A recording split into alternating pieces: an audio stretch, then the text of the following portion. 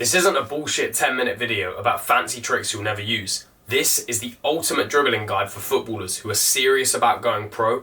Whether you're just starting out or you're looking to elevate your career, if you stay true to yourself and work hard, this will help you become the best dribbler on your team and get you noticed by scouts. Chapter 1. A building with poor foundations collapses. If you want to build high, your structure must be deeply rooted. You need to master the basics to begin with. You can't start out by learning double elasticos and other ridiculous freestyle moves. If you approach dribbling from the top up and you learn these fancy skill moves before you acquire the basics, you are destined to fail. There will be fundamental errors in the way you perform in game, and there will be gaps in your overall technique. Going back to the same analogy as before, it's a lot harder to fix fundamental issues in your game when they're deeply rooted in your muscle memory. So we must begin with the basics. The absolute basics are building a relationship with the ball and getting used to dribbling with both feet. So the question begs, how do we do this? Well, we start by simply playing football more. The reality is, for everyone watching this video, is in today's day and age, we're scrolling a lot on our phone, we're playing video games. So imagine if you skipped that 1 hour of video games after school, or that hour of scrolling, you would get a whole hour every single day to practice football more. And you may think this isn't really a lot, and while it's not a lot on its own, this adds up. That's 7 hours a week and 365 hours a year. So if you just imagine if you put that extra hour in every single day, how much better you'd be by the end of the year. It's a whole 365 sessions that you could do. So if you imagine your career now, it would just elevate it so fast. Playing football more doesn't mean just training with your team. It means doing things like 2-touch with your friends, 5-a-side, and your own individual sessions. This will help you improve your dribbling. For the specifics of what you need to do to build your foundation, it's simple, not easy. First, we need to learn how to move the ball in all 4 planes of movement: straight, right, backwards, and left. For each chapter, I'm going to be giving you an individual session that you can do to improve your technique, and I want you to do this session at least twice a week. For this session, what you need is a place to train. Obviously, grass is preferable, but if it's concrete, this will be fine. And then as well as that, you need some sort of obstacle. Obviously, using cones is the best choice, but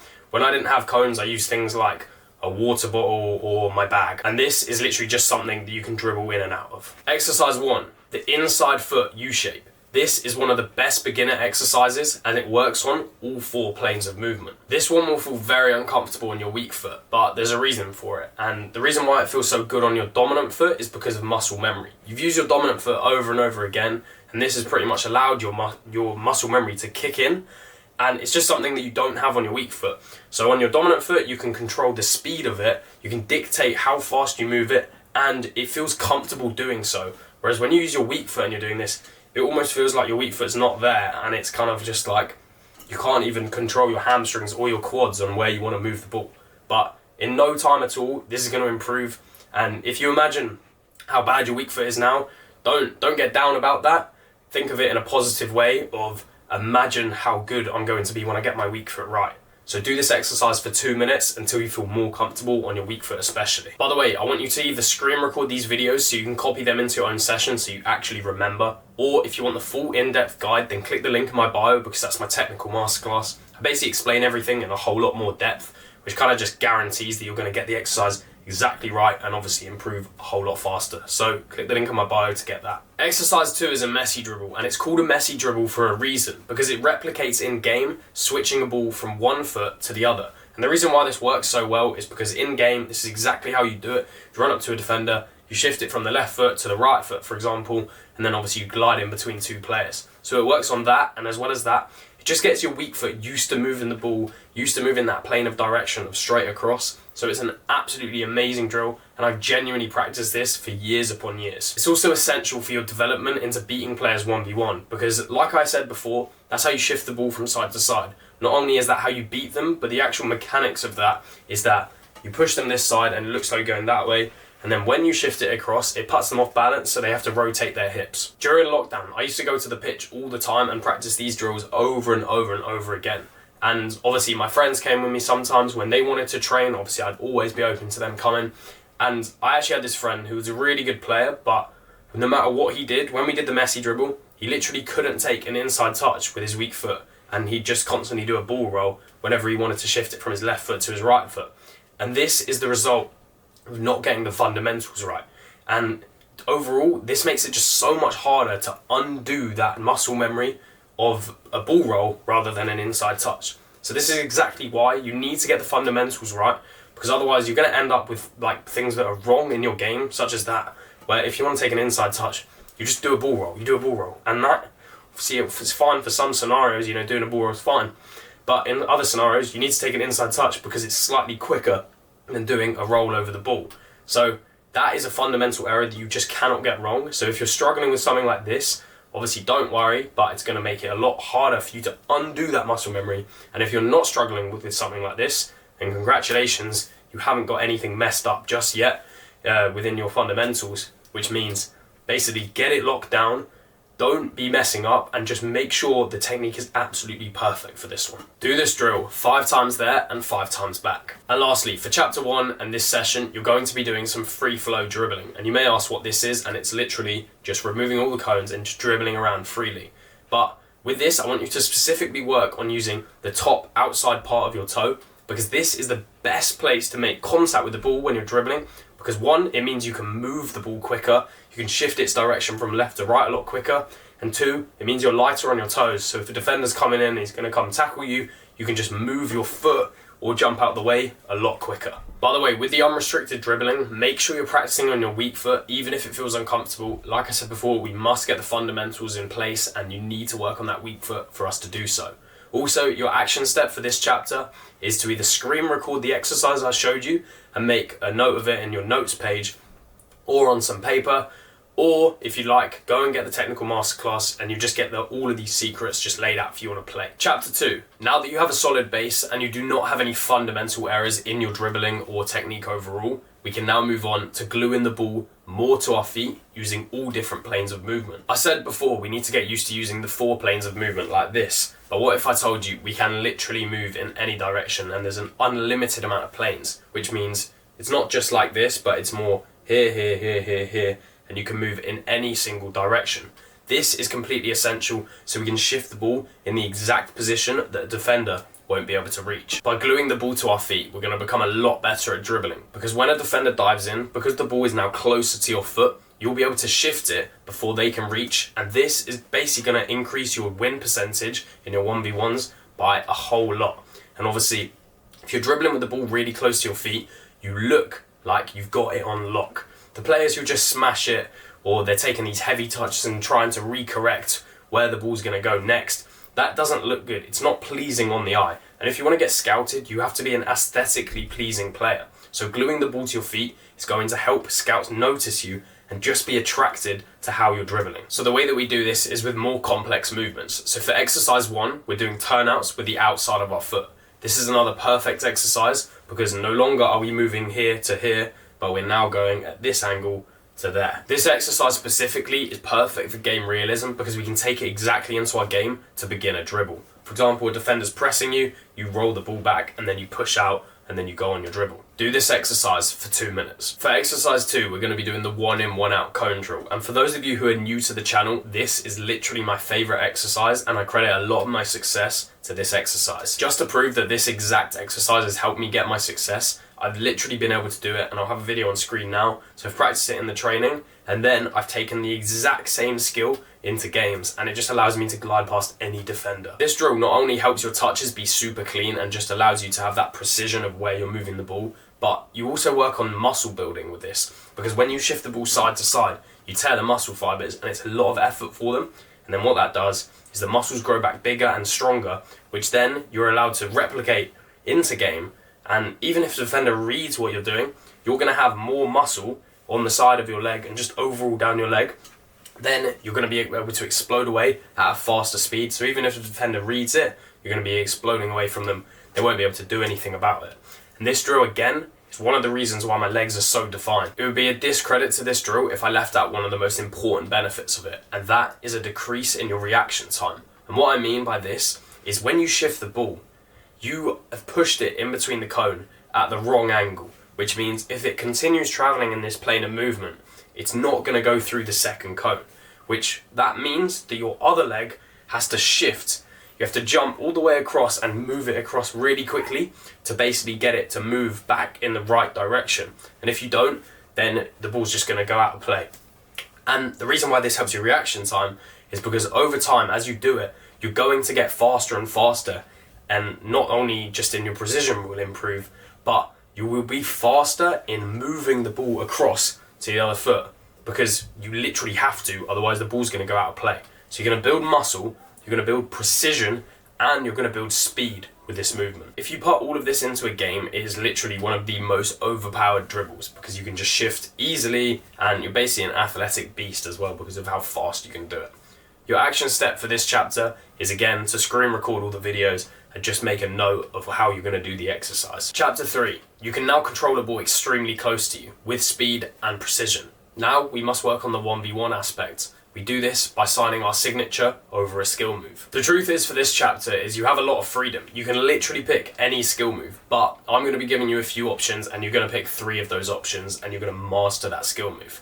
Also, if you want me to make an in-depth tutorial on any of these skill moves, then just leave a comment below, and if there's enough comments, then I'll get around to it. The reason why we practice 3 skill moves rather than learning loads of different ones is because of a quote that Bruce Lee said, which is, "I fear not the man who has practiced 10,000 kicks once, rather I fear the man who has practiced one kick 10,000 times." And basically what he means by this is, the person who's practiced one move 10,000 times has mastered that skill and is basically a whole lot more deadly with that move. And this translates directly into football, because if you practice loads of skill moves, you might be able to pull them out every now and again, but you're not going to have much control over doing them. It's all just going to be kind of a bit funny, and you won't get that consistency that we need to just rinse a defender every time.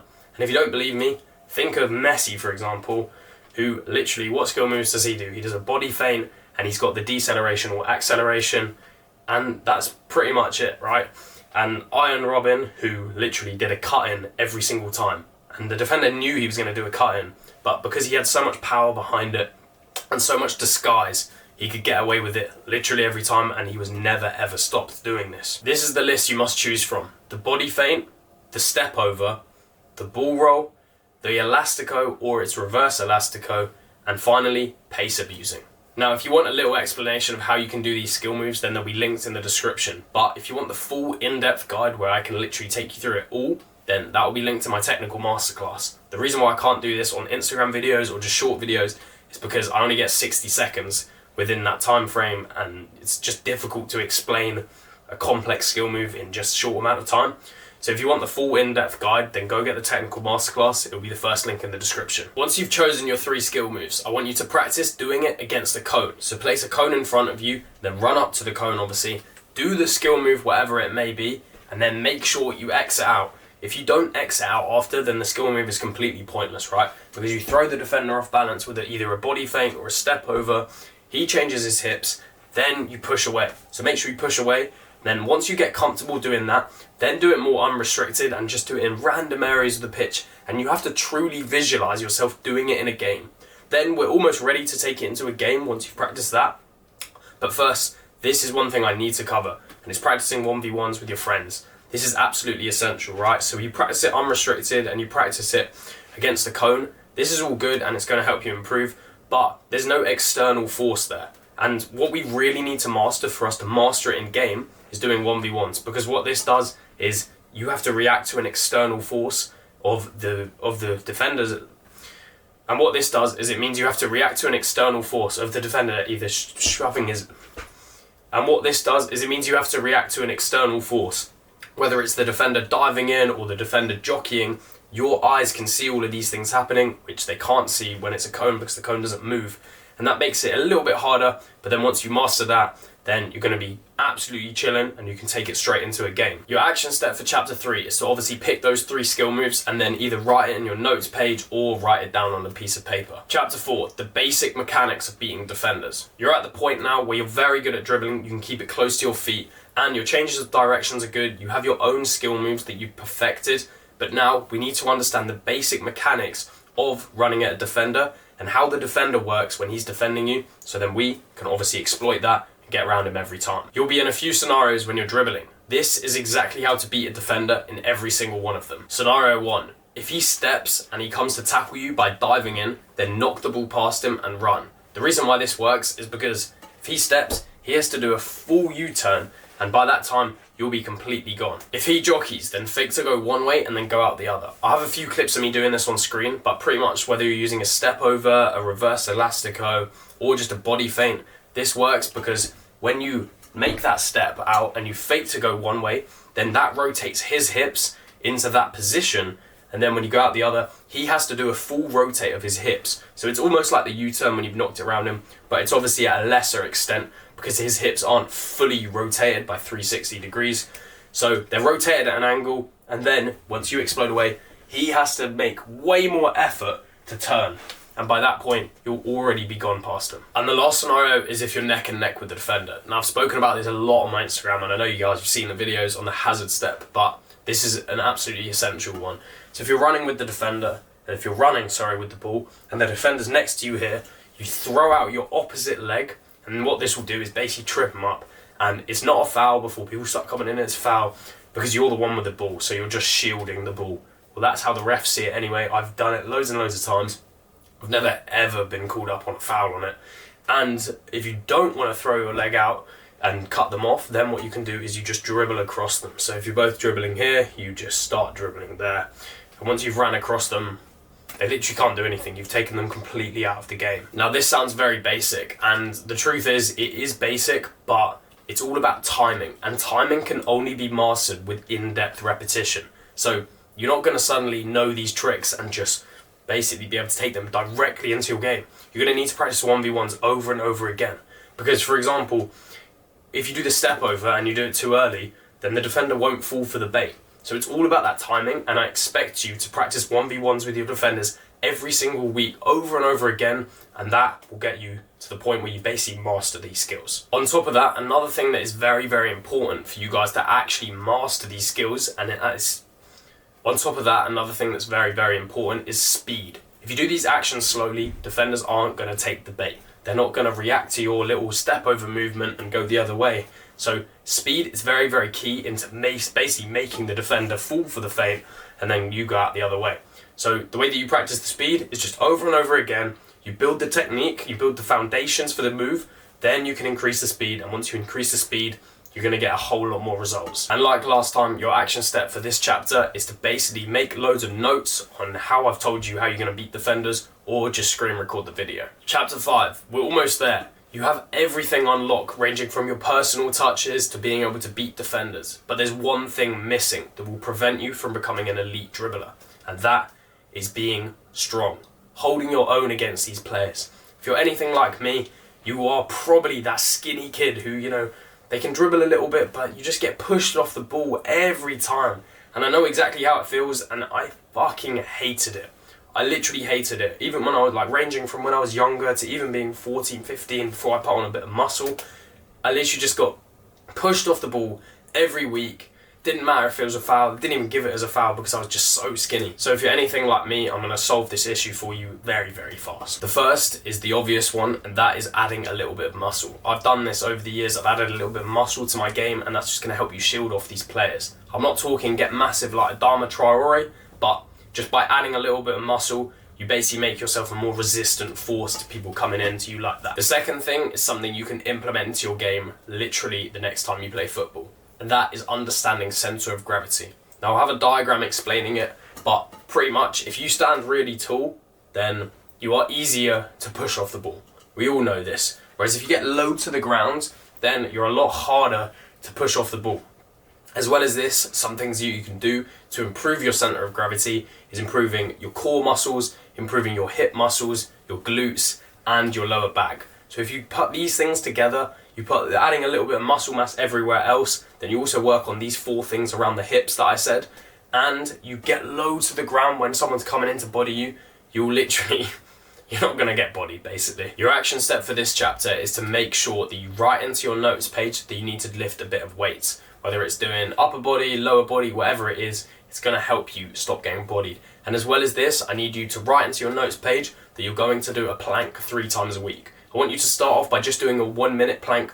It should be pretty easy for most of you. And then every time you achieve it, so say you do 3 in a week of 1 minute, then the next week, then you're going to do 2. Then after that, you're going to do 3, 4, 5, and see where you can get up to. You now have everything mastered, except for the most important thing. and that is entering the flow state. Without it, you're going to be a shadow of the player that you could become. You won't be able to replicate what you do in training and individual sessions on the main pitch. And basically, the reason why we need to enter the flow state when we play is because everything we do will be fluid and quicker. The reason why this is because when you logically go to analyze a situation and go to make a decision whether you're going to go left or right when running at a defender, this takes a lot of time.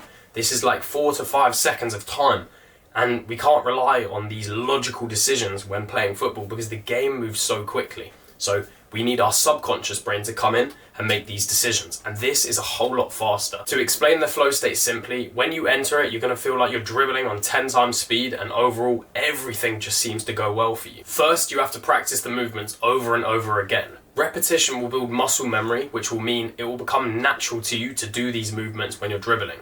This is basically going to allow your logical brain to turn off, and you can use the subconscious to do these moves without even thinking. Second, you need a pre-game ritual, and this can be literally anything you want it to be. It ranges differently from every pro footballer to every pro footballer, but for example, 1:30 eat food, 1:45 stretch, 2 p.m. music. That's just an example for you. This is basically going to help you get into that state where you're just calming down and your emotions are all very, very fluid, so then you're not entering the game overthinking stuff in the back of your head, and then overall you're just going to be a lot more calm when you go into the game, which will allow your brain to switch off easier. Another big one is not being on your phone all the way up until kickoff. Now, I'm not saying don't ever scroll on your phone, because I understand how addictive it is and how fun it is, but we live in a modern day world where when you're scrolling, you're getting thrown thousands of millions of pixels at you, and you're consuming absolutely terrible content most of the time, especially on the short form stuff. Now, obviously, I'm not hating on it at all, because I know how jokes it can be when you're like just scrolling through reels. Completely understand that. But you are absolutely frying your dopamine system. And basically, your dopamine receptors are going to become so fried to the point where every single time you're doing something that's not on your phone, your brain is searching for the little hits of dopamine. And that's why people are getting ADHD over and over again, more and more nowadays. And as well as that, in-game, right, if you are this person in-game, you're not going to get the ball for like 5-10 seconds, 1 minute. Let's say you're an attacker, right, and you know the right winger's got the ball and you're standing on the left wing. He's got the ball and you're having to concentrate, look where he's going, and then maybe you're going to make a run into the box. You're not going to be able to concentrate. You're just going to be like just dazing around, and your brain's going to you're just going to be like absolutely clueless, completely daydreaming. So I cannot recommend it enough to pretty much like an hour to 2 to 3 hours before a game, do not be on your phone. Because if you're on your phone, you're just getting that dopamine and you're training your brain to just get hit after hit after hit. And football isn't a pure instant dopamine sport. You got to work extremely hard for the dopamine to start kicking in when you're doing that hard running, when you made that really good tackle, when you beat the defender for pace, whatever it is. This is earned dopamine rather than instant scroll. So you need to train your brain in the right way. So 3 hours before, do not go on your phone. Your action step for chapter 5 is to write a pre-game ritual that you're going to do every single game, and also do not go on your phone for 2 to 3 hours before the game. Taking your technical ability from someone who can barely control a ball to being that player who goes into 1v1s with 100% certainty is genuinely an amazing journey, and I hope you feel inspired and motivated while watching this. Because when you make progress with your dribbling, it puts the football dream into perspective and almost reality, because you truly know that you'll make it. People around you will start noticing and just complimenting you overall on how much you've improved, and even some of your teammates might actually envy you because of how fast you've just become better than all of them. If you are interested, my technical masterclass is an amazing place. It's the program that I use all through the second lockdown and beyond that. I mean, it literally took me from rotting away on the bench at Sunday League to making my debut for a professional club a few months ago. It's the top link in the description. If you are a young baller who wants to have that success, you want to have that improvement at a ridiculous rate, and just overall be that guy that just proves everyone who said you couldn't make it wrong, all of these things that would just be perfect for your growth, getting you to that professional debut a whole lot faster than your competition. So just click on that fucking link, go get the technical masterclass, because I have the utmost conviction that your career will fucking skyrocket after you get the masterclass. Just go and check out the reviews and just make sure you go grab it. If your parents are funny about buying online products, I completely understand that, because mine were too at one point. But just let them know that I do guaranteed money back if you don't see massive improvements in your game within the 90 days, because I'm so confident in my product and I know that it will help you get to the top. I'll see you in the next one.